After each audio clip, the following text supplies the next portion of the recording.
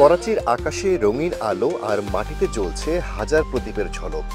এভাবেই পাকিস্তানের হিন্দু সম্প্রদায় পালন করছে আলোর উৎসব দীপাবলি। এদিন শত শত সনাতন ধর্মাবলম্বীরা এসে জড়ো হন করাচির স্বামীনারায়ণ হিন্দু মন্দিরে। প্রদীপ জ্বালিয়ে, ফুলে ও রঙ্গোলিতে সাজিয়ে তারা উদযাপন করছেন দীপাবলি। এই হিন্দু উৎসবে অন্য ধর্মের মানুষও এসেছে আমাদের সঙ্গে যোগ দিতে। এই ধর্মীয় সম্প্রীতির বার্তা পাকিস্তানের সব মানুষদের জানাচ্ছি। আমি চাই এই উৎসবের মাধ্যমে সবাই শান্তির বার্তা পাক। সব ধর্মই তো শান্তি আর সম্প্রীতির কথা বলে। আমার প্রার্থনা এই দীপাবলি যেন আমাদের সবাইকে শান্তি আর মিলেমিশে থাকার শিক্ষা দেয়।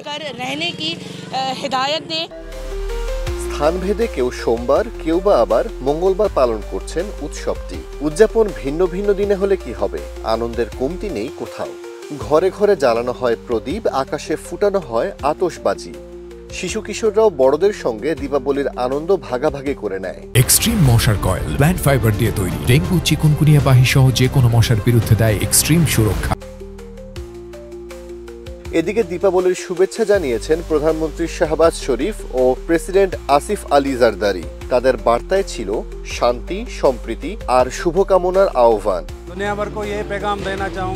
আমি দুনিয়াকে বলতে চাই, আমরা পাকিস্তানের সব হিন্দুরা খুব সুন্দরভাবে দীপাবলি উদযাপন করছি। সারা বিশ্বের আমার ভাই বোনদের জানাই দীপাবলির শুভেচ্ছা। সবাইকে শুভ দীপাবলি।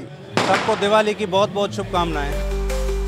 পাকিস্তানের 24 কোটি 10 লাখ মানুষের এই দেশে হিন্দু সহ অন্যান্য ধর্মীয় সম্প্রদায়ের সংখ্যা মাত্র 3%। তবু প্রতি বছর দীপাবলি এসে মনে করিয়ে দেয়, আলো ছড়ানোর জন্য সংখ্যাই নয়, মনটাই সবচেয়ে বড় শক্তি।